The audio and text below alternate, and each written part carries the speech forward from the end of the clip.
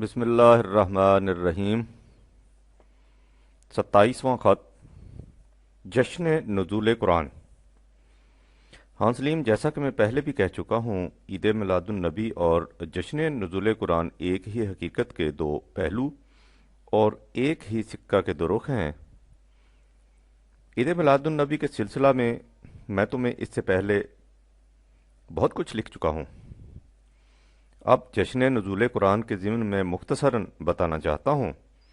اس کی تمہید میں کچھ ایسے نکات بھی آ جائیں گے جو عید میلاد کے سلسلہ میں یا مقام محمدی صلی اللہ علیہ وسلم کے ضمن میں پہلے لکھے جا چکے ہیں۔ انہیں کندِ مقرر سمجھو۔ لو اب غور سے سنو کہ قرآن کے متعلق خود قرآن بھیجنے والا کیا کہتا ہے۔ قرآن خدا کی کتاب ہے، اور کتاب بھی ایسی جس کے متعلق بجا طور پر کہا جا سکتا ہے کہ تیرا کشید و دست از قلم کشید خدا۔ یہی وہ آخری کتاب ہے جس کے مطابق عدالت خداوندی سے کائنات انفس و آفاق کے معاملات کے فیصلے ہوتے، اور جس کی روح سے قوموں کو ان کی موت و حیات کے پروانے ملتے ہیں۔ قرآنی تعلیم کا نقطہ ماسکہ یہ ہے کہ کائنات میں ہر شے خدا کے متعین کردہ قانون کے مطابق سرگرم عمل ہے۔ اس کا نتیجہ یہ ہے کہ یہ محیر العقول کارگاہ ہستی جس کے تصور سے ذہن انسانی ورطۂ حیرت میں ڈوب کر رہ جاتا ہے، اس حسن و خوبی اور ربط و ضبط سے چل رہا ہے کہ اس میں نہ کہیں کوئی سقم ہے، نہ خلل، نہ فساد، نہ انتشار، نہ تزاحم ہے، نہ تصادم۔ ہر شے اپنے اپنے فریضہ کی ادائیگی میں انتہائی جذب و انہماک سے سرگرداں ہے، اور اس سعی و عمل کا مجموعی نتیجہ تعمیر و ارتقاء، کنسٹرکشن اینڈ پروگریس کی شکل میں ہر آن سامنے آ جاتا ہے۔ قرآن کا کہنا یہ ہے کہ اسی قسم کے غیر متبدل قوانین، جنہیں عام طور پر مستقل اقدار پرماننٹ ویلیوز کہا جاتا ہے، انسانی زندگی کے لیے بھی مقرر ہیں۔ اگر انسانی معاشرہ ان قوانین کے مطابق چلے تو اس کا نتیجہ خارجی کائنات کی طرح تعمیری اور ارتقائی ہوگا۔ اگر وہ اس کے خلاف چلے تو تخریب اور فساد کے جہنم میں جا گرے گا، چونکہ انسانی معاشرے کے متعلق قوانین مجرد اور غیر محسوس شکل ایبسٹریکٹ فارم میں ہیں،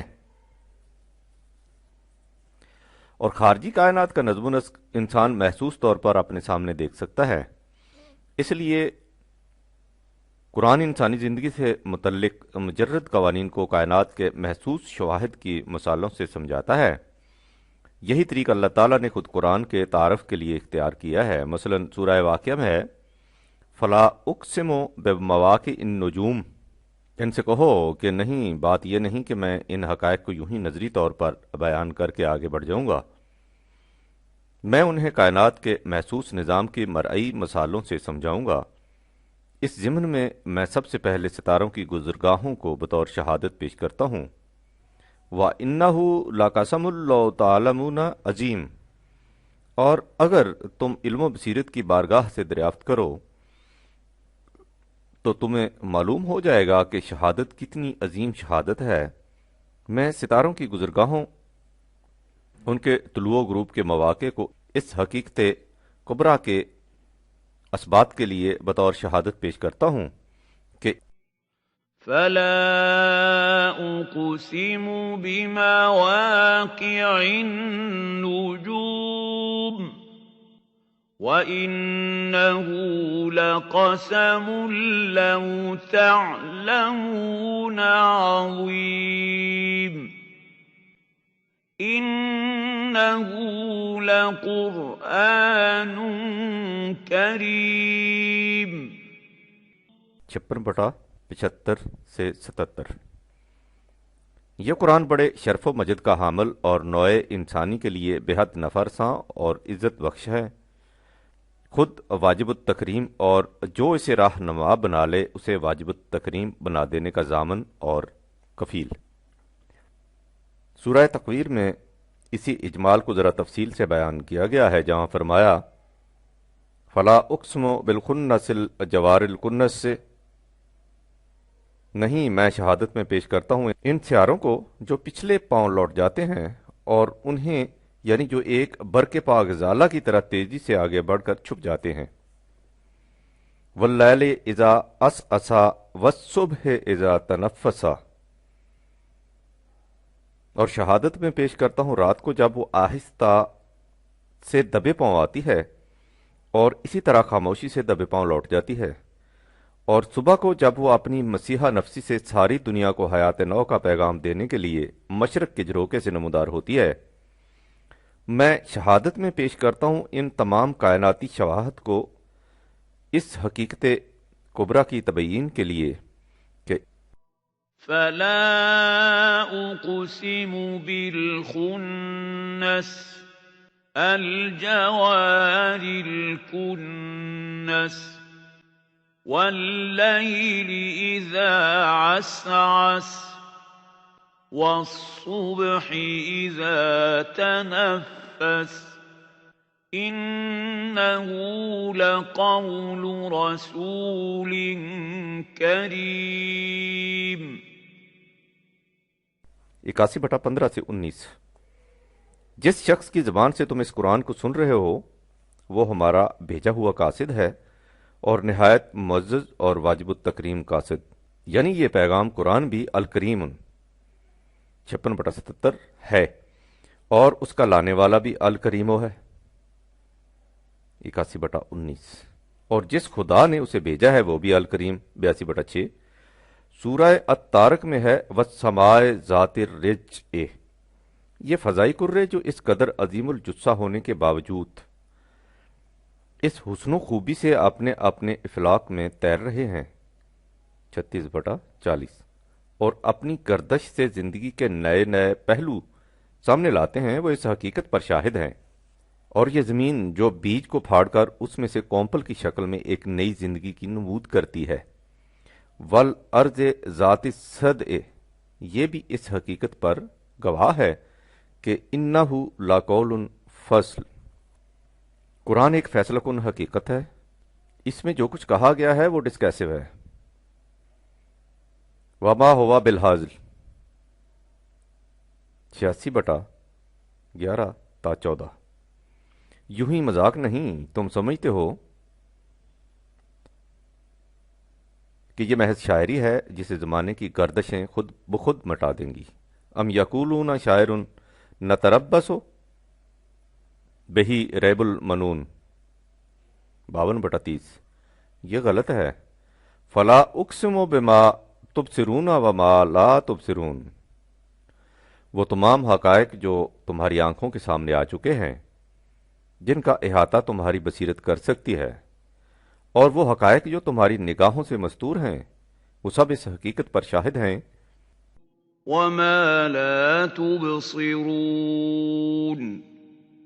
انه لقول رسول کریم 69/39-40، یہ قرآن ایک واجب التکریم پیغمبر کی وساطت سے پہنچنے والے ابدی حقائق کا مجموعہ ہے، محض شاعرانہ تخیلات کا نگاہ فریب مرقع نہیں۔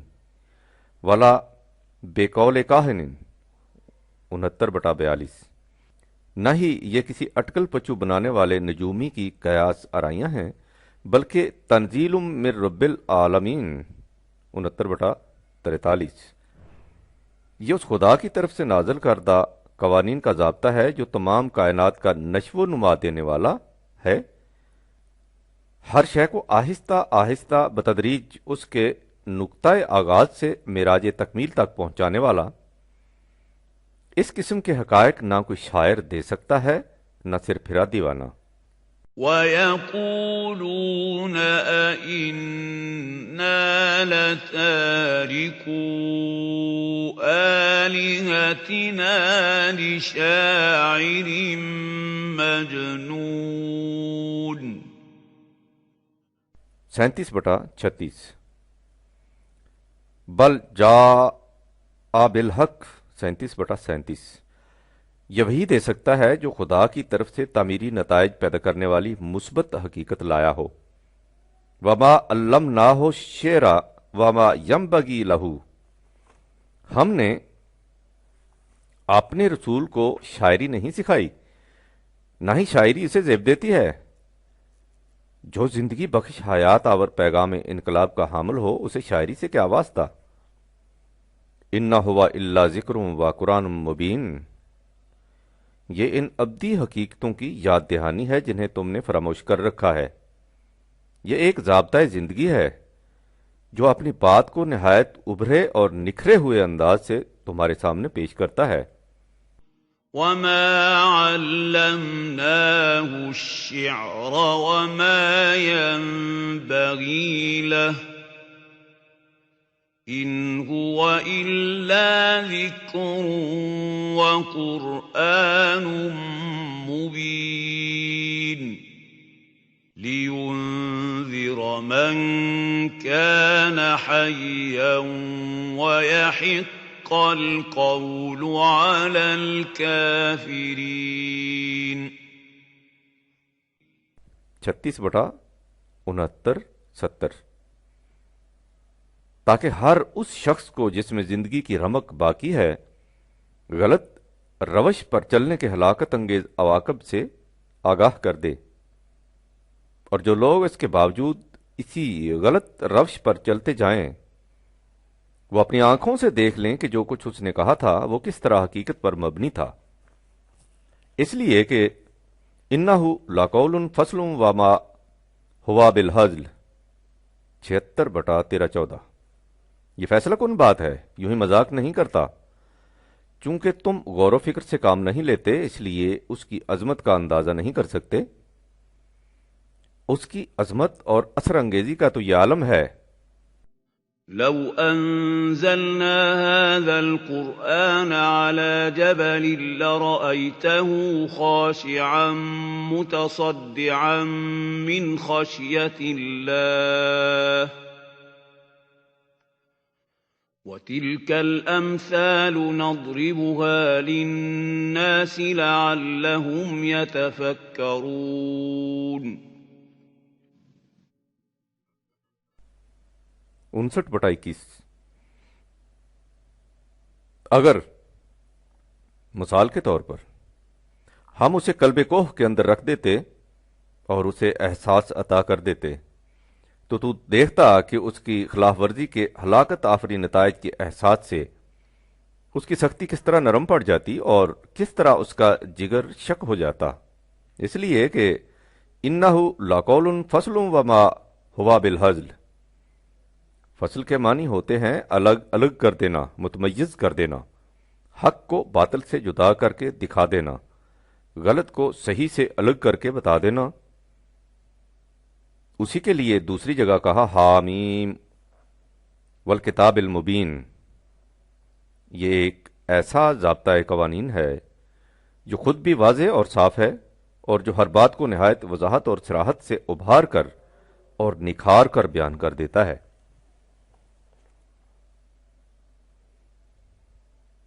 انا انزلناہ فی لیلۃ مبارکۃ انا کنا منذرین، ہم نے ان کا آغاز نزول رمضان کے مہینے کی ایک ایسی شب میں کیا جو تمام نوع انسان کے لیے نہایت برکت و سعادت کا موجب بن گئی ہے۔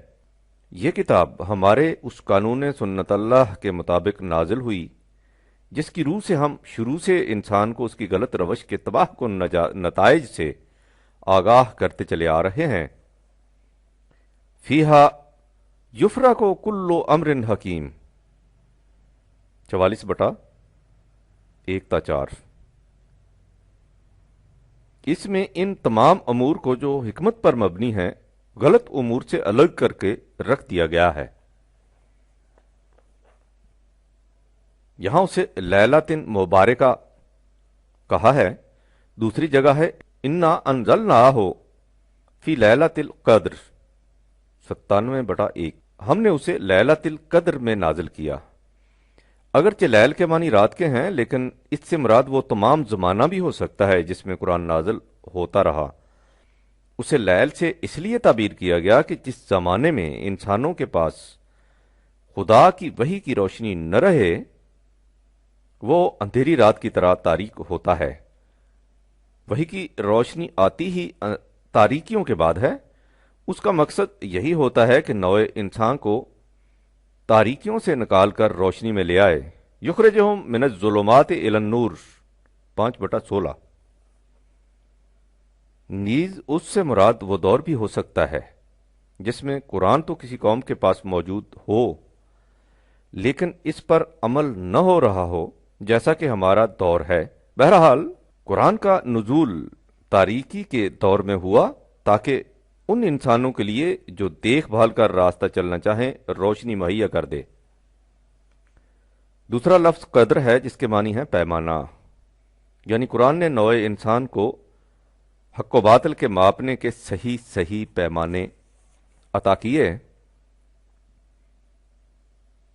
اس نے وہ مستقل اقدار پرماننٹ ویلیوز دی ہیں جس کے مطابق زندگی بسر کرنا مقصود انسانیت ہے۔ حقیقت یہ ہے کہ مستقل اقدار ہی وہ لنگر ہیں جس کے سہارے انسانی زندگی کی کشتی حوادث زمانہ کی طوفان انگیزیوں سے محفوظ رہ سکتی ہے۔ یہ بات بادنا تعمق سمجھ میں آ جائے گی کہ خارجی کائنات کی ہر شے وہ کچھ بن جاتی ہے جس نگاہ سے ہم اسے دیکھیں۔ اقبال کے الفاظ میں، اے کہ منزل راہ نمی دانی زراہ، قیمت ہر شے زانداز نگاہ، نوع دیگر بیں جہاں دیگر شود، این زمین و آسمان دیگر شود۔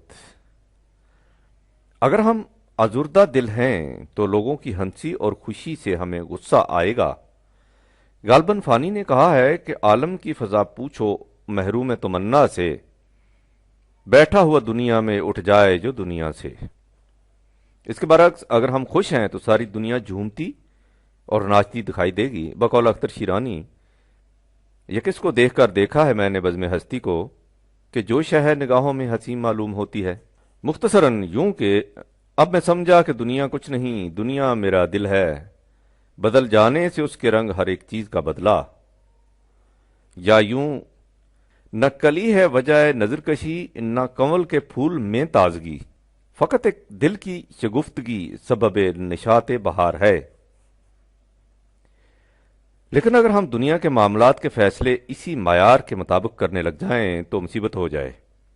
جس دن ہم خوش ہوں اس دن مجرم بھی ہماری عدالت سے صاف بری ہو جائیں، اور جس دن ہم بیگم صاحبہ سے لڑ کر آئے ہوں اس دن بے گناہ بھی پھانسی پا جائیں۔ تمہیں شاید یاد ہو کہ مشہور روسی لیڈر لینن روس کی تحریک سے پہلے جرمنی میں گرفتار ہو گیا تھا۔ جج نے فیصلہ یہ کرنا تھا کہ اسے موت کی سزا دی جائے یا ملک بدر کر دیا جائے۔ اس نے اسے ملک بدر کر دیا اور وہ سیدھا روس پہنچ گیا۔ اس پر لارڈ رسل نے لکھا ہے کہ اگر اس دن اس جج کو سوء ہضم کی شکایت ہوتی تو دنیا کی تاریخ بالکل مختلف ہوتی۔ لہٰذا یہ اصول غلط ہے کہ فیصلے ایک فرد کی افتاد طبع کے مطابق ہوں۔ معاملات کے فیصلوں کے لیے کوئی مستقل پیمانہ ہونا چاہیے جو افراد کے مزاج اور طبائع سے قطعاً متاثر نہ ہو۔ ان پیمانوں کو مستقل اقدار کہتے ہیں جو وحی کی روح سے ملتی ہیں اور جن میں اور تو اور خود نبی کے ذاتی خیالات و جذبات کا بھی کوئی دخل نہیں ہوتا۔ وما ینطق عن الہوی 53/3۔ ان مستقل اقدار کو میزان زندگی قرار دینے والوں کی یہ کیفیت ہوتی ہے کہ وہ تیری گلی کی قیامتیں کہ لحد کے مردے اکھڑ گئے۔ یہ میری جبین نیاز ہے کہ جہاں دھری تھی دھری رہی۔ ان پر خارجی حوادث کی تلاطم خیزیوں اور طوفان انگیزیوں کا کوئی اثر نہیں ہوتا۔ یہ ہے وہ لیلۃ القدر، مستقل اقدار والی رات جس میں قرآن نازل ہوا۔ وما ادراک ما لیلۃ القدر، لیلۃ القدر خیر من الف شہر۔ اس حقیقت کو خدا کے سوا اور کون بیان کر سکتا ہے کہ وہ رات جس میں نزول قرآن کا آغاز ہو اس دور کے 1000 مہینوں سے بہتر ہے جس میں انسان وحی کی روشنی سے محروم ہو۔ وہ دور جو قرآن کی روشنی سے منور ہو انسانی جہالت اور ظلمت کے 1000 زمانوں سے افضل ہے۔ حقیقت یہ ہے کہ نزول قرآن سے انسانی تاریخ میں ایک نئے باب کا اضافہ ہوا ہے۔ بعثت محمدیہ صلی اللہ علیہ وآلہ وسلم زمانہ قبل از قرآن اور بعد از قرآن میں ایک حد فاضل ہے جس سے دونوں دور نمایاں طور پر الگ الگ دکھائی دیتے ہیں۔ نزول قرآن کے بعد کے زمانے کی خصوصیت یہ ہے کہ تنزل الملائکۃ والروح فیہا بإذن ربہم، اس میں آہستہ آہستہ قانون خداوندی کے مطابق ملائکہ اور روح کا نزول ہوتا ہے۔ یہ تمہیں معلوم ہی ہے کہ ملائکہ سے مفہوم وہ کائناتی قوتیں ہیں جو خدائی پروگرام کو تکمیل تک پہنچانے میں سرگرم عمل رہتی ہیں۔ تم دیکھو کہ کائناتی قوتوں کی کار فرمائی جس صورت اور وضاحت سے زمانہ بعد از نزول قرآن میں بے نقاب ہوئی ہیں، زمانہ قبل از قرآن کے 1000 سال میں اس کا عشر اشیر بھی انسانوں کے سامنے نہیں آ سکا۔ باقی رہا الروح، سو اس سے مراد خود وحی کی قوت ہے۔ اس ضمن میں بھی غور کرنے سے یہ حقیقت واضح ہو جائے گی کہ جس تیزی سے زمانہ بعد از نزول قرآن میں اقوام عالم غیر شعوری طور پر یعنی عقل کے تجرباتی طریق سے وحی خداوندی قرآن کے قریب آتی جا رہی ہیں، اس سے پہلے دور میں اس کی مثال نہیں ملتی۔ تم دیکھو کہ زمانہ قبل از قرآن میں مثلا ملوکیت، شخصیت پرستی، نسل پرستی، اسلاف پرستی، قومیت پرستی، ذات پات کی تمیز، پیشوائیت، سرمایہ داری جیسے عناصر انسانی زندگی کے مسلمات میں شمار ہوتے تھے۔ لیکن زمانہ نزول قرآن کے بعد دیکھو کہ اقوام عالم کس طرح مسلمات کو آہستہ آہستہ چھوڑ چکی ہیں یا چھوڑتی چلی جا رہی ہیں۔ اس کے بعد قرآن یہ بتاتا ہے کہ کائناتی قوتوں کے عمل اور طریقہ کار کے بے نقاب ہونے اور وحی خداوندی کے مطابق نظام زندگی کی تشکیل کا نتیجہ کیا ہوتا ہے۔ اس کا نتیجہ ہوتا ہے من کل امر سلام۔ سلام ایک جامع لفظ ہے جس کے معنی امن و سلامتی بھی ہیں اور تکمیل ذات بھی، ضبط خویش بھی ہیں اور احترام آئین و قوانین بھی۔ قرآن کہتا ہے کہ اس کا نتیجہ یہ ہوگا کہ کائنات کے ہر گوشے اور زندگی کے ہر شعبے میں اسلام کی کیفیت پیدا ہو جائے گی۔ یہ حتی مطلع الفجر 57/105۔ تاں کہ رات کی تاریکیاں چھٹ کر ساری فضا صبح کی روشنی سے معمور ہو جائے۔ یہ نورانیت سب سے پہلے عہد محمد رسول اللہ صلی اللہ علیہ وآلہ وسلم والذین معہ میں وجہ تابانی عالم ہوئی تھی، جس سے زندگی کے تاریک گوشے بھی چمک اٹھے تھے۔ وہ انقلاب نبی اکرم کی بے مثال قوت عمل اور بے نظیر سیرت و کردار سے ہنگامی طور پر بائی ریولوشن ظہور میں آ گیا تھا، لیکن اس کے بعد یہ انقلاب بار دیگر آہستہ آہستہ ارتقائی طور پر بائی ایولیوشن رونما ہوگا جب انسان اپنے غلط تجارب کے تباہ کن نتائج سے متاثر ہو کر وحی کے بتائے ہوئے راستے پر آئے گا۔ قرآن کا کہنا ہے کہ ایسا ہو کر رہے گا۔ اس دور میں آسماں ہوگا سحر کے نور سے آئینہ پوش اور ظلمت رات کی سیماب پا ہو جائے گی۔ اس قدر ہوگی ترنم آفریں باد بہار، نکہت خوابیدہ گنچے کی نوا ہو جائے گی۔ شب گریزاں ہوگی آخر جلوہ خورشید سے، یہ جہاں معمور ہوگا نغمہ توحید سے۔ وَأَشْرَقَتِ الْأَرْضُ بِنُورِ رَبِّهَا وَوُضِعَ الْكِتَابُ وَجِيءَ بِالنَّبِيِّينَ وَالشُّهَدَاءِ وَقُضِيَ بَيْنَهُم بِالْحَقِّ وَهُمْ لَا يُظْلَمُونَ۔ 39/69۔ اس وقت زمین اپنے پروردگار کے نور سے جگمگا اٹھے گی۔ یہاں قرآن نے من کل امر سلام کہا ہے۔ سورہ مائدہ میں ہے قد جاءکم من اللہ نور و کتاب مبین، تمہاری طرف اللہ کی جانب سے ایک روشنی آ گئی، یعنی واضح کتاب۔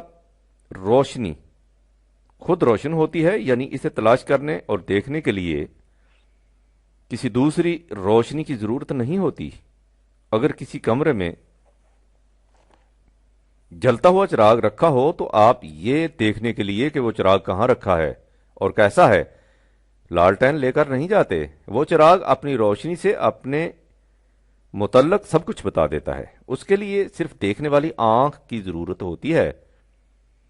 اسی طرح قرآن کو سمجھنے کے لیے کسی خارجی ذریعے کی ضرورت نہیں، صرف عقل و فکر انسانی کی ضرورت ہے۔ وہ کتاب مبین واضح کتاب ہے۔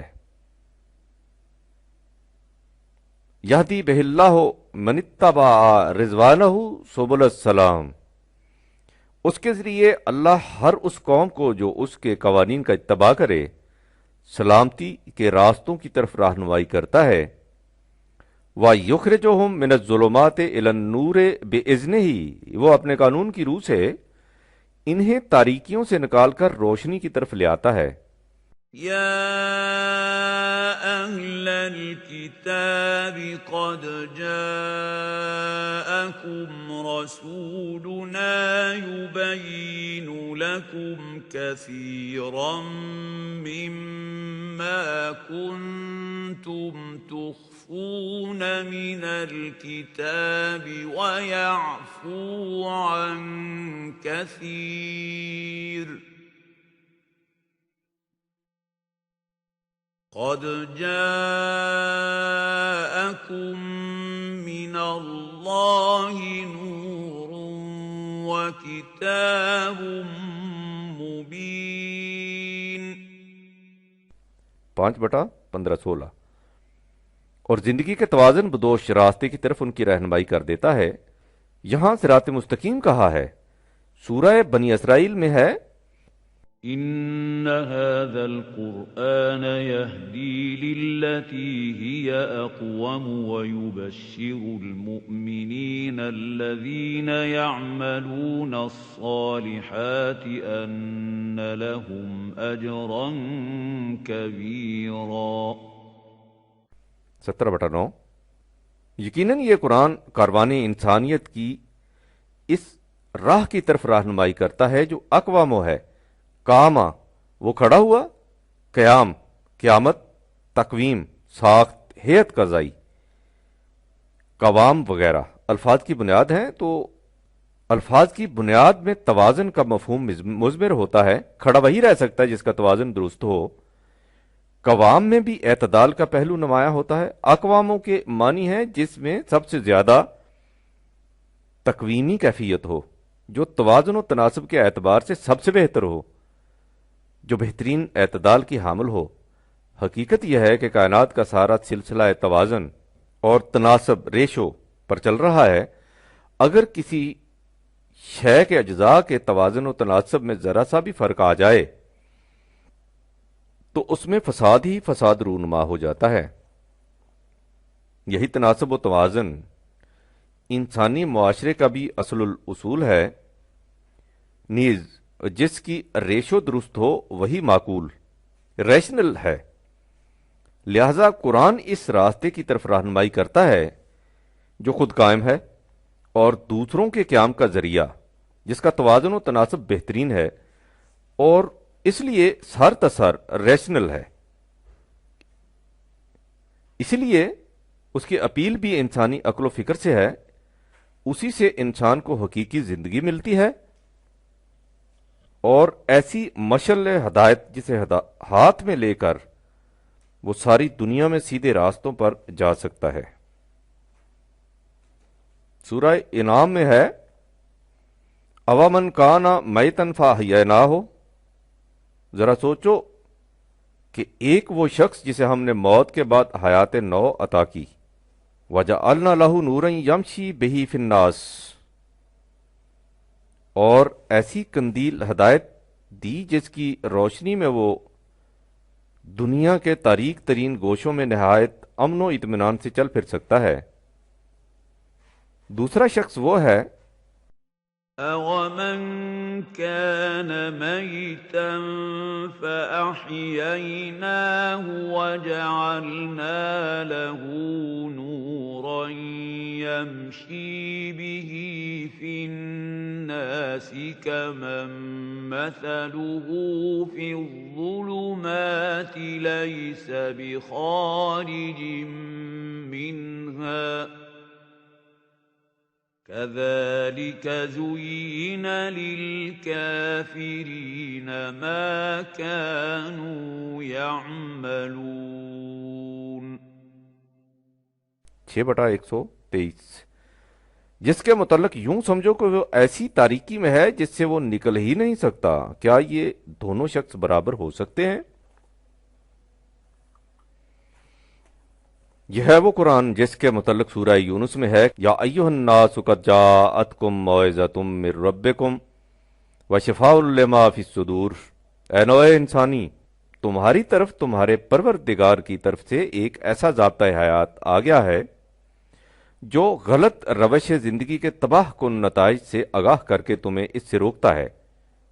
واعظ کے یہی معنی ہے اور ان کی تمام بیماریوں کا علاج ہے جن سے انسان کی سیرت میں ضعف اور کردار میں پستی آ جاتی ہے۔ وَهُدًى وَرَحْمَةٌ لِّلْمُؤْمِنِينَ، اور جو لوگ اس کی صداقت پر یقین رکھتے ہیں انہیں سیدھی راہ کی طرف رہنمائی کرتا اور سامانے نشو و نما بہم پہنچاتا ہے۔ قُلْ بِفَضْلِ اللَّهِ وَبِرَحْمَتِهِ، اے رسول ان سے کہہ دو کہ اس قسم کا ضابطہ حیات محض خدا کے فضل و کرم سے تمہیں مل گیا، ورنہ انسان کے بس کی بات ہی نہ تھی کہ اپنے کسب و ہنر اور عقل و خرد سے وہ ان حقائق کو معلوم کر لیتا۔ اس کے بعد ہے فَبِذَالِکَ فَلْیَفْرَحُوا، پس تمہیں چاہیے کہ اس گراں قدر نعمت اور بیش بہا عطیہ کے ملنے پر خوشیاں مناؤ۔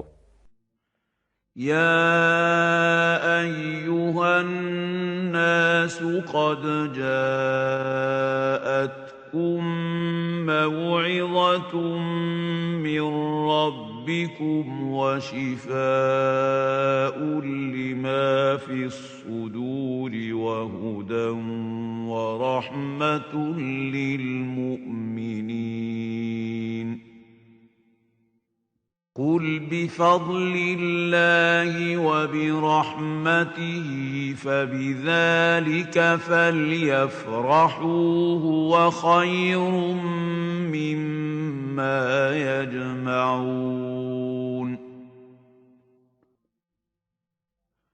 10/57-58، حقیقت یہ ہے کہ یہ نعمت دنیا بھر کی نعمتوں کے مقابل میں جنہیں انسان جمع کرتا رہتا ہے گراں قدر ہے۔ یہ اس تمام علمی سرمایہ سے بہتر ہے جسے نوع انسان آج تک جمع کر سکی ہے اور جو وراثتاً اس تک منتقل ہوتا چلا آ رہا ہے۔ اس کی مثل و نظیر دنیا فکر و عمل میں کہیں نہیں مل سکتی، لہٰذا تم اس قرآن کے ملنے پر خوشیاں مناؤ۔ اس سے واضح ہے سلیم کہ رمضان اور اس کی عید در حقیقت نزول قرآن کا جشن ہے۔ یہ وہ تقریب ہے جو تمام نوع انسان کے لیے یکساں اور مشترک طور پر جشن مسرت ہے، اس لیے کہ یہ نعمت کسی خاص قوم یا خاص ملک کی ملکیت نہیں، یہ تمام نوع انسان کے لیے حیات باشرف کا موجب اور امن و عافیت کا ضامن ہے۔ اصل یہ ہے کہ اقوام عالم نے ابھی سمجھا ہی نہیں کہ قرآن کیا ہے۔ جس دن ان کی سمجھ میں یہ بات آ گئی، ان کے نزدیک نزول قرآن کی تقریب سے بڑھ کر اور کوئی تقریب جشن و مسرت کا موجب نہیں سمجھی جائے گی۔ اس وقت ساری دنیا میں یہی ایک تقریب مشترک قرار پائے گی، نزول قرآن کی تقریب اور عید میلاد النبی کی تقریب، جو در حقیقت ایک ہی حقیقت کے دو گوشے ہیں۔ اب سوال یہ پیدا ہوتا ہے کہ قرآن کے مطابق زندگی بسر کرنے سے عملی نقطہ نگاہ سے انسان کو ملتا کیا ہے؟ مختصر الفاظ میں اس کا جواب یہ ہے کہ انسان کو وہ سب کچھ مل جاتا ہے جو اس کی موجودہ زندگی کو خوشگوار بنانے کے لیے ضروری ہے۔ اور جس سے اس کے مرنے کے بعد کی زندگی انسانیت کی ارتقائی منازل طے کرنے کے قابل بن جاتی ہے۔ یہ ظاہر ہے کہ انسان کی موجودہ زندگی کو خوشگوار بنانے کا پہلا قدم یہ ہے کہ اس کی بنیادی ضروریات زندگی بیسک نیسیسٹیز آف لائف پوری ہوں۔ یہ زندگی کا کم از کم اور لا ینفک مطالبہ ہے۔ جس فرد یا قوم کی طبعی ضروریات زندگی پوری نہ ہوں وہ دیگر مسائل حیات کے متعلق کچھ سوچ ہی نہیں سکتی۔ دیکھو قرآن اس باب میں کیا کہتا ہے۔ سورہ طٰہٰ کی ابتدا اس سے ہوتی ہے، ما انزلنا علیک القرآن لتشقی 20/2۔ ہم نے تجھ پر قرآن اس لیے نازل نہیں کیا کہ تو شقاوت کی زندگی بسر کرے۔ شقا کے معنی ہے محرومی، بدنصیبی، یعنی قرآن اس لیے نازل کیا گیا ہے کہ تم محرومی اور بدنصیبی کی زندگی بسر نہ کرو، تمہیں جگر پاش مشقتیں نہ اٹھانی پڑے۔ یہ ہے نزول قرآن کا ایک اہم مقصد۔ اب اس اصول کی عملی تشریح دیکھو۔ اسے قرآن نے اسی سورہ میں قصہ آدم کے تمثیلی انداز میں بیان کیا ہے۔ اس نے کہا ہے کہ آدم ایک جنتی زندگی میں تھا۔ ہم نے اس سے کہا کہ دیکھنا تم کہیں شیطان کے فریب میں نہ آ جانا۔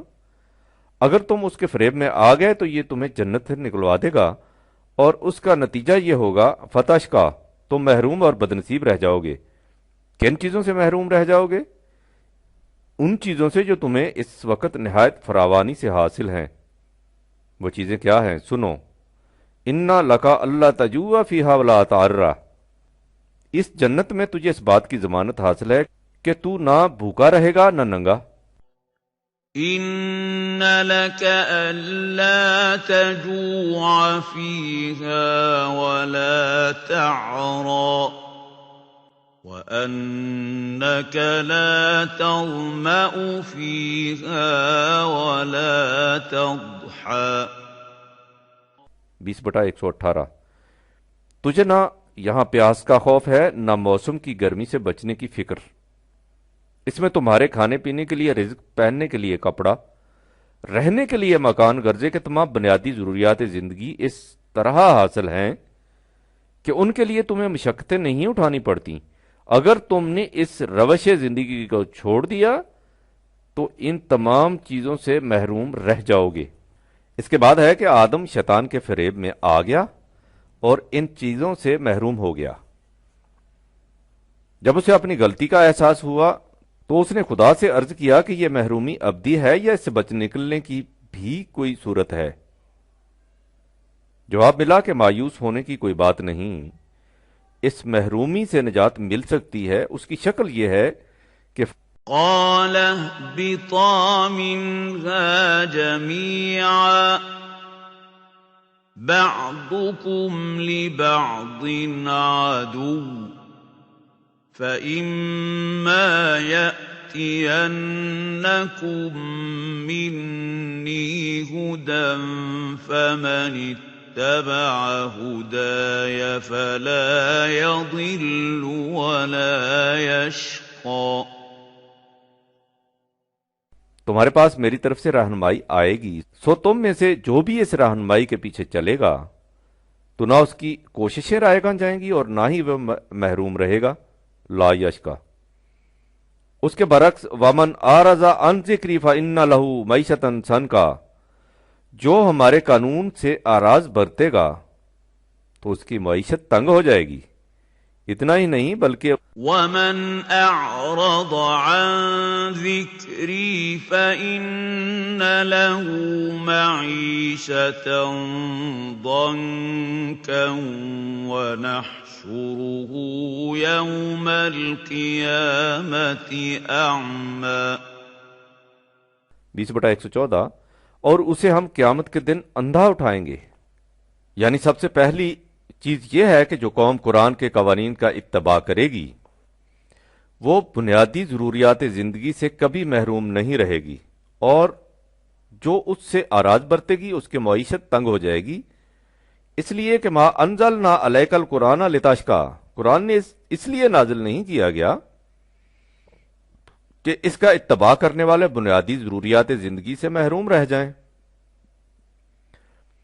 لیکن اس میں صرف طبعی ضروریات زندگی کے بافرات مہیا ہو جانے کے متعلق ہی ہدایات نہیں، یہ ایک مکمل ضابطۂ ہدایت ہے جس میں انسانی زندگی کے ہر گوشے اور نظام حیات کے ہر شعبے کے متعلق رہنمائی موجود ہے۔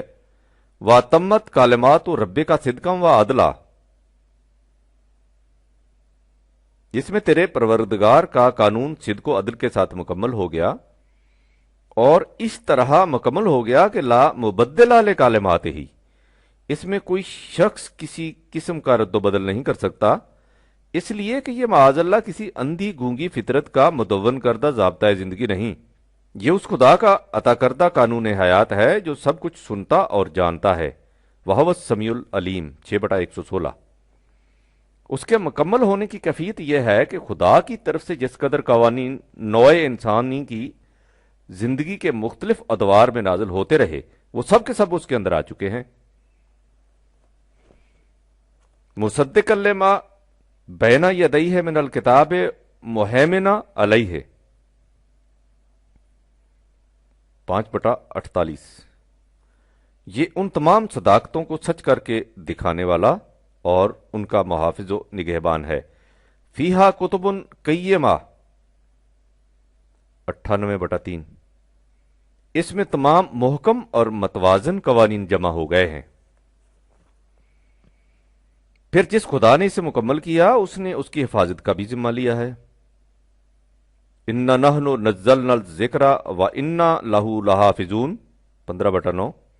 یقیناً ہم نے اس قرآن کو نازل کیا ہے اور ہم ہی اس کے محافظ ہیں۔ اس طرح محافظ کے لا یاتیہ الباطل من بین یدیہ ولا من خلفہ 41/42۔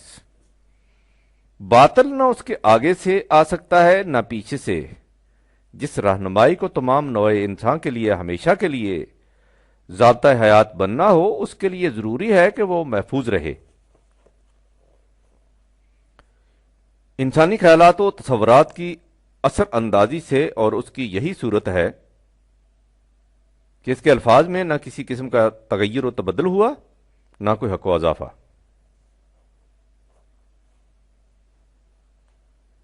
قرآن کا ایک ایک لفظ وہی ہے جو نبی اکرم نے خدا سے پا کر امت کو دیا تھا، اس میں نہ ایک لفظ زائد نہ منسوخ، نہ بدلا ہوا ہے اور نہ بگڑا ہوا۔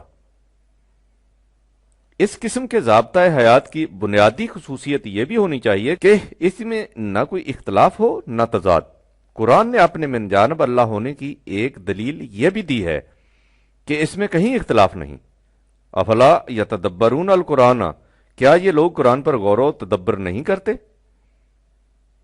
اگر یہ لوگ غور و فکر سے کام لیں تو یہ حقیقت بے نقاب ہو کر سامنے آ جائے کہ وَلَوْ كَانَ مِنْ عِنْدِ غَيْرِ اللَّهِ لَوَجَدُوا فِيهِ اخْتِلَافًا كَثِيرًا 4/82۔ اگر یہ خدا کے سوا کسی اور کی طرف سے ہوتا تو اس میں بہت سے اختلافات ملتے، یعنی اس میں کسی اختلاف کا نہ ہونا بھی اس امر کی دلیل ہے کہ یہ خدا کی کتاب ہے۔ تم نے سلیم اکثر لوگوں کو یہ کہتے سنا ہوگا کہ مسلمانوں میں جس قدر فرقے ہیں ان میں سے ہر فرقہ اپنے اپنے مسلک و مشرب کی تائید قرآن سے لاتا ہے۔ اگر صورتحال فی الواقع ایسی ہو تو قرآن کریم اس قدر باہمدگر متخالف فرقوں میں سے ہر ایک کی تائید بہم پہنچا دیتا ہو تو لوجدوا فیہ اختلافا کثیرا، قرآن میں بے شمار اختلافات ہونے کی اس سے بڑھ کر اور دلیل کون سی ہو سکتی ہے؟ لہٰذا یہ غلط ہے کہ قرآن سے مختلف فرقوں کے باہمدگر متضاد عقائد و مسالک کی تائید مل سکتی ہے۔ قرآن تو مختلف فرقوں کے وجود کو شرک قرار دیتا ہے 30/31-32۔ اس لیے اس سے ان کی تائید کیسے مل سکتی ہے؟ قرآن خدا کا دین پیش کرتا ہے جو ایک غیر منقسم وحدت انڈیویجول یونٹ ہے، اور اس میں کسی قسم کا کوئی اختلاف نہیں، لیکن یہ حقیقت جیسا کہ قرآن نے خود کہا ہے تدبر فی القرآن سے سامنے آ سکتی ہے، اندھی تقلید سے نہیں۔ لیکن تدبر فی القرآن کا طریقہ وہی ہونا چاہیے جسے قرآن نے خود تجویز کیا ہے۔ سورہ یونس میں ہے بل كذبوا بما لم يحيطوا بعلمه ولما يأتهم تأويله كذلك كذب الذين من قبلهم فانظر كيف كان عاقبة الظالمين 10/39 ان لوگوں کو دیکھو یہ قرآن کی تکذیب کرتے ہیں بغیر اس کے کہ اس کے حقائق کو اپنے علم کے احاطہ میں لیں، لہذا قرآن کے سمجھنے کا پہلا طریقہ یہ ہے کہ انسانی علم جس سطح تک پہنچ چکا ہو انسان اس کی روشنی میں قرآنی حقائق کا مطالعہ کرے۔ جس شخص کے سامنے اس کے اپنے زمانے تک کا تمام علم نہ ہو وہ قرآنی حقائق کو سمجھ ہی نہیں سکتا، اور جو علم و عقل سے کام نہ لے قرآن کی بارگاہ سے اس پر پھٹکار پڑتی ہے۔ وَيَجْعَلُ الرِّجْسَ عَلَى الَّذِينَ لَا يَعْقِلُونَ 10/100 دوسرا طریقہ جو در حقیقت پہلے ہی کا جزو لازم ہے یہ ہے کہ فنظر کیف کان عاقبۃ الظالمین، انسان اقوام گزشتہ کی تاریخ سے دیکھے کہ کس قوم نے کون سا راستہ اختیار کیا اور اس کا انجام کیا ہوا۔ گویا جس انسان کے سامنے اقوام سابقہ سے متعلق تاریخی شواہد اور اپنے زمانے کے تقاضے نہ ہو وہ قرآنی حقائق کا ادراک نہیں کر سکتا۔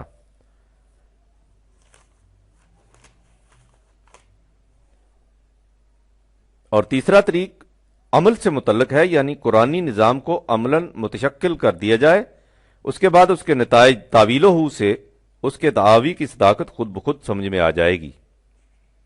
لیکن جو شخص نہ ماضی تاریخ اور نہ حال عصر حاضر سے متعلق علم رکھتا ہو اور نہ ہی قرآنی نظام کو متشکل ہونے دے، نہ اس کا انتظار کرے، وہ قرآن کو سمجھ نہیں سکتا۔ اوپر کہا گیا ہے کہ جس سطح تک انسانی علم پہنچ چکا ہو وہ انسان کے سامنے ہونا چاہیے، اس کے بغیر قرآن سمجھ میں نہیں آ سکتا۔ اس حقیقت کو قرآن نے دوسری جگہ اس طرح بیان کیا ہے، سَنُرِيهِمْ آيَاتِنَا فِي الْآفَاقِ وَفِي أَنفُسِهِمْ حَتَّى يَتَبَيَّنَ لَهُمْ أَنَّهُ الْحَقُّ أَوَلَمْ يَكْفِ بِرَبِّكَ أَنَّهُ عَلَى كُلِّ شَيْءٍ شَهِيدٌ 41/53 ہم ان لوگوں کو عالم انفس و آفاق میں اپنی نشانیاں دکھاتے جائیں گے تاکہ یہ بات نکھر کر ان کے سامنے آ جائے کہ قرآن فی الواقع ایک حقیقت ثابتہ ہے، یعنی قرآنی حقائق زمانہ کی لہروں میں کائنات کے پیچ و خم میں لپٹے ہوئے ہیں۔ جب انسانی علم و تحقیق کا کوئی گوشہ اتنا بلند ہو جائے کہ کسی لہر کو جا کر چھو لے تو اس میں چھپی ہوئی حقیقت عروس نو کی طرح مسکراتی ہوئی بے نقاب ہو جاتی ہے۔ اس طرح قرآن کے حقائق آہستہ آہستہ مشہود ہوتے چلے جا رہے ہیں۔ اقبال کے الفاظ میں چوں مسلمانان اگر داری جگر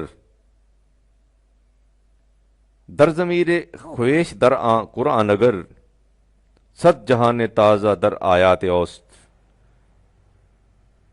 عصر ہا پیچیدہ در آنات اوست یک جہانش عصر حاضر را بسست گیرگر در سینہ دل مانی رسست بندہ مومن ز آیات خداست ہر جہاں اندر بر اوچو کے کباست چون کہن گردو جہان دربرش نی وحد قرآن جہان دیگرش۔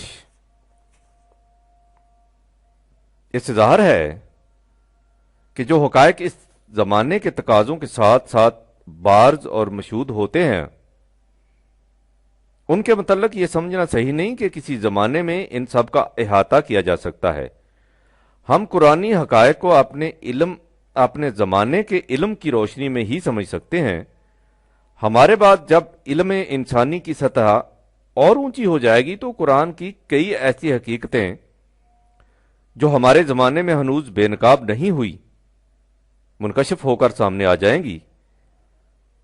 یہ سلسلہ جاری رہے گا حتیٰ یتبین لہم انہ الحق، یہ اس لیے کہ قرآن اس خدا کا کلام ہے جس کی نگاہوں سے کوئی حقیقت پوشیدہ نہیں ہے۔ سنريهم آياتنا في الآفاق وفي أنفسهم حتى يتبين لهم أنه الحق أولم يكف بربك أنه على كل شيء شهيد۔ 41/53 واضح رہے کہ یہ چیز قرآن کے مجرد حقائق ایبسٹریکٹ ٹروتس کے متعلق ہے جس کے اسرار و عوامل زمانہ کی سطح کے ساتھ ساتھ کھلتے ہیں۔ جہاں تک قرآن کے احکام کا تعلق ہے وہ اپنی جگہ متعین ہے اور محکم، البتہ ان کی حکمت اور غایت کے سمجھنے میں زمانے کی علمی ترقی کے ساتھ وسعت پیدا ہوتی جاتی ہے۔ قرآن فہمی کے ضمن میں اس نقطہ کو ہمیشہ سامنے رکھنا چاہیے۔ اگر کوئی یہ پوچھے کہ وہ سب سے بڑی چیز جو قرآن نے انسان کو دی ہے اور جو انسان کو کہیں اور نہیں مل سکتی کیا ہے، تو ایک مختصر سے فکرے میں اس کا جواب یہ ہوگا کہ قرآن نے انسان کو اس کے صحیح مقام سے آگاہ کیا ہے۔ اس نے بتایا ہے کہ جہاں تک خارجی کائنات کا تعلق ہے ہر چیز اس کے لیے تابع تسخیر کر دی گئی ہے۔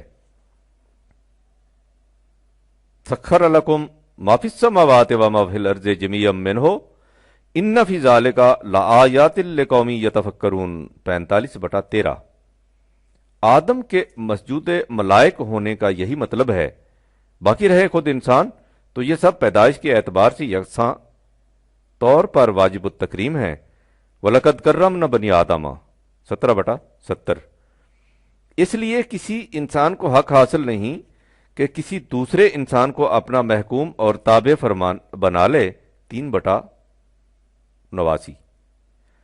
اس کے لیے صرف ان قوانین کے اتباع کی ضرورت ہے جو اس کی ذات کی نشو و نما کے لیے خدا کی طرف سے عطا ہوئے ہیں، اور ان قوانین کے سوا یہ کسی ضابطہ یا آئین کا پابند نہیں۔ قرآن نے واضح الفاظ میں کہہ دیا کہ اتبعوا ما انزل الیکم من ربکم ولا تتبعوا من دونه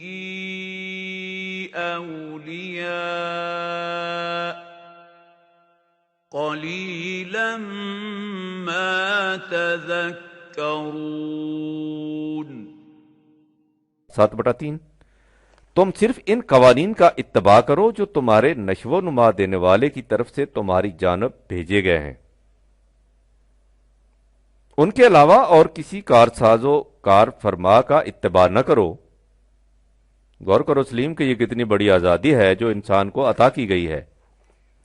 دنیا میں انسان کی انتہائی آرزو یہ ہے کہ وہ آزاد ہو۔ آزادی کی خاطر وہ اپنی جان تک بھی دے دیتا ہے۔ اس کی ساری تاریخ حصول آزادی کی کشمکش کی داستان ہے، لیکن اس تمام سعی و کاوش، تگوتاز اور تپش و گداز کے باوجود یہ آج تک متعین نہیں کر سکا کہ آزادی کسے کہتے ہیں۔ اسے یہ چیز قرآن ہی نے بتائی ہے کہ آزادی کا صحیح مفہوم یہ ہے کہ کوئی انسان کسی دوسرے انسان کا محکوم نہ ہو، کوئی فرد کسی دوسرے فرد کا محتاج نہ ہو۔ کس نباشد در جہاں محتاج کس، نکتہ شرع مبیں است و بس۔ قرآن نے بعثت محمدیہ صلی اللہ علیہ وسلم کا مقصد ہی یہ بتایا ہے۔ الذین يتبعون الرسول النبی الأمی الذی یجدونہ مکتوبا عندهم فی التوراة والإنجيل يأمرهم بالمعروف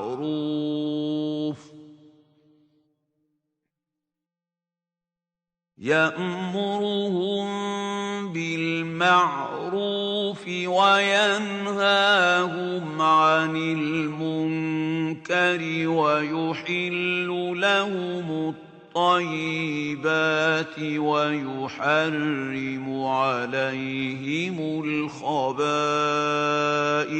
ويضع عنهم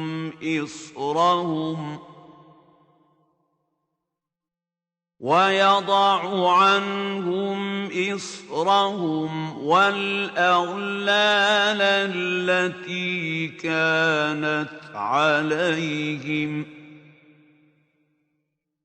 فالذين آمنوا به وعزروه ونصروه واتبعوا النور الذي أنزل معه أولئك هم المفلحون۔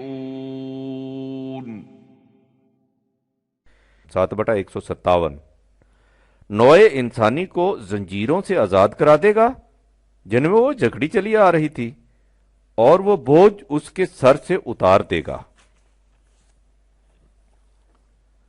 جس کے نیچے وہ دب رہی تھی۔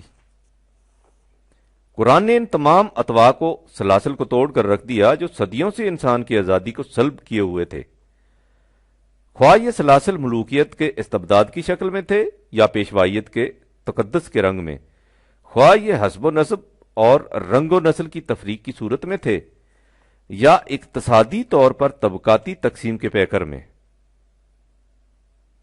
قرآن نے ان تمام زنجیروں کو توڑ کر انسان کو اس قابل بنا دیا کہ وہ آزادی کی فضائے بسیط میں کھلا سانس لے سکے اور اس طرح کائنات میں اپنے صحیح مقام سے آگاہ ہو جائے۔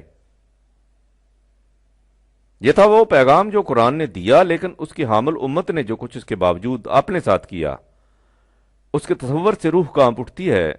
اس نے ان زنجیروں کے ایک ایک ٹکڑے کو جنہیں قرآن نے اس طرح توڑا تھا تلاش کر کے اپنی مژگان عقیدت سے اٹھایا اور نہایت تعظیم و احترام سے انہیں پھر سے اپنے گلے میں ڈال لیا۔ اقبال کے الفاظ میں، خود طلسم کیسر و کسرا شکست، خود سرے تخت ملوکیت نشست، تا نہال سلطنت قوت گرفت، دین او نقش از ملوکیت گرفت۔ چنانچہ آج حالت یہ ہے کہ منزل و مقصود قرآن دیگر است، رسم و آئین مسلمان دیگر است، در دل او آتش سو زندہ نیست، مصطفیٰ در سینہ او زندہ نیست۔ اس کی یہ حالت کیوں ہوئی؟ اس کے متعلق زبان وحی نے خود بتایا، وقال الرسول يا رب إن قوم اتخذوا هذا القرآن مهجورا۔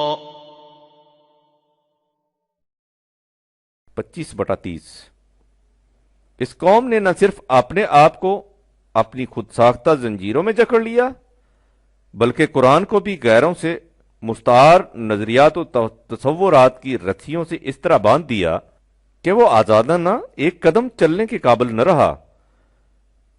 جانے والوں نے قرآن کے ساتھ یہ کچھ کیا اور آنے والوں کے نزدیک ان جانے والوں کی یہی روش دین میں سند قرار پا گئی۔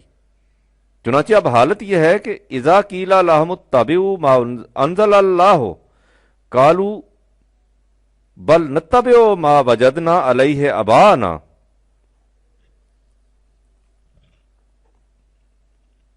جب ان سے کہا جاتا ہے کہ جو کچھ خدا نے نازل کیا ہے اس کا اتباع کرو تو یہ کہتے ہیں کہ نہیں، ہم تو اس مسلک کا اتباع کریں گے جس پر ہم نے اپنے اسلاف کو چلتے دیکھا ہے۔ وَإِذَا قِيلَ لَهُمُ اتبعوا ما أنزل الله قالوا بل نتبع ما وجدنا عليه آباءنا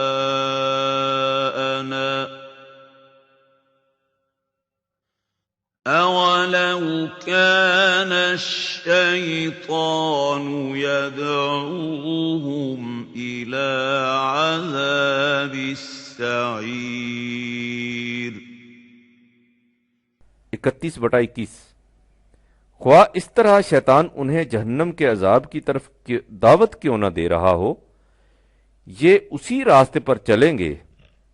اس کے بعد قرآن کہتا ہے کہ ان سے کہو کہ دین کی راہ اندھی تقلید نہیں، اس کی راہ یہ ہے کہ من یسلم وجہہ الی اللہ وہو محسن، جو شخص اپنے آپ کو خدا کے قوانین کے سامنے جھکا دے اور اس طرح حسن کارانہ انداز سے زندگی بسر کرے۔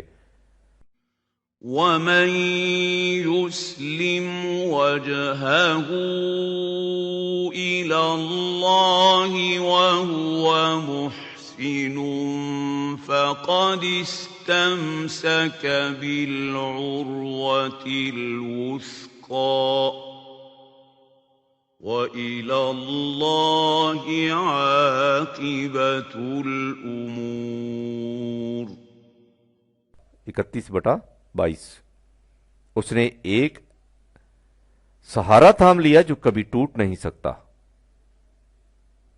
لیکن اصلاح پرستی کی جذباتی شدت انسان کے دل میں اس حد تک مخاصمت پیدا کر دیتی ہے کہ وہ قرآن کی آواز کو سننا تک گوارا نہیں کرتا۔ یہی نہیں کہ وہ خود اس کی آواز کو سننا نہیں چاہتا، بلکہ اپنے متبعین کو بھی تاکید کرتا ہے کہ وَقَالَ الَّذِينَ كَفَرُوا لَا تَسْمَعُوا لِهَذَا الْقُرْآنِ وَالْغَوْا فِيهِ لَعَلَّكُمْ تَغْلِبُونَ 41/26 اس قرآن کی آواز کو قطعاً اپنے کانوں میں نہ پڑنے دو اور نہ ہی اسے کسی اور کو سننے دو۔ جہاں اس کی آواز اٹھے تم کائیں کائیں کرنے لگ جاؤ، خوب شور مچاؤ، نعرے بلند کرو، فتوے لگانا شروع کر دو۔ ہو سکتا ہے تم اس طرح ان لوگوں پر غالب آ جاؤ جو قرآن کی طرف دعوت دیتے ہیں۔ آج ہماری حالت یہ ہو چکی ہے، اس قرآن کے متعلق جس پر ایمان لانے سے ہم سب مسلمان کہلاتے ہیں، اور اس کا نتیجہ بھی ظاہر ہے، اور وہی قوم جسے انتم الاعلون کہا گیا تھا، یعنی دنیا میں سب پر غالب، وہ آج دنیا میں سب سے ذلیل ہے اور در بدر دھکے کھا رہی ہے۔ مذعوماً مدحورا 7/18 اور ملوماً محسورا 17/29 دھتکاری اور پھٹکاری ہوئی، دارماندہ اور واماندہ، جنت سے نکلے ہوئے آدم کی طرح حیران اور پریشان، مایوس اور محروم۔ لیکن یہ مایوسی اور محرومی پھر سے شادکامی اور سرفرازی میں بدل سکتی ہے، بشرطے کہ ہم پھر اسی قرآن کی طرف آ جائیں جس نے ہمیں ایک بار وہ سربلندی و کامرانی عطا فرمائی تھی جس کی مثال انسانیت کی تاریخ میں کہیں نہیں مل سکتی۔ اس نے جنت سے نکلے ہوئے آدم سے کہا تھا کہ قُلْنَا اهْبِطُوا مِنْهَا جَمِيعًا فَإِمَّا يَأْتِيَنَّكُم مِّنِّي هُدًى فَمَن تَبِعَ هُدَايَ فَلَا خَوْفٌ عَلَيْهِمْ وَلَا هُمْ يَحْزَنُونَ 2/38 جو قوم بھی خدا کی طرف سے ملی ہوئی راہنمائی کا اتباع کرے گی، اسے نہ کسی قسم کا خوف ہوگا، نہ حزن، نہ سرگردانی ہوگی، نہ پریشانی۔ یہ ہے عزیزم اس قرآن کا اجمالی سا تعارف جس کے متعلق خود خدا نے کہا ہے کہ اس کے ملنے پر جشن مسرت مناؤ کہ یہ دنیا کی ہر نعمت سے گراں بہا اور ہر دولت سے زیادہ بیش قیمت ہے۔ قل بفضل الله وبرحمته فبذلك فليفرحوا هو خير مما يجمعون 10/58 کتاب زندہ قرآن حکیم حکمت اور لاجزالست تو قدیم پختہ تر سودائے خام از زوریو درفتت باسنگ جام از زوریو می برد پابند او آزاد آورد سید بندہ را بفریاد آورد ارجمی گیرت ازد نا ارجمند بندہ را از سجدہ سازو سربلند نوع انسان را پیام آخرین حاملے او رحمت للعالمین رشک ساتھ عید ہے وہ ساتھ جس میں دنیا کو ایسا پیغام حیات ملا اور درخور ہزار تہنیت ہے وہ امت جسے اس پیغام کی وراثت کے لیے منتخب کیا گیا 35/22 فاش گوئم آنچ در دل مزمر است این کتاب نیست چیز دیگر است چون بجاں در رفت جان دیگر شد جہاں چون دیگر شد جہاں دیگر شد یہ ہے سلیم قرآن کا وہ تعارف جسے خود قرآن نازل کرنے والے خدا نے کرایا وسلام پرویز مئی 1957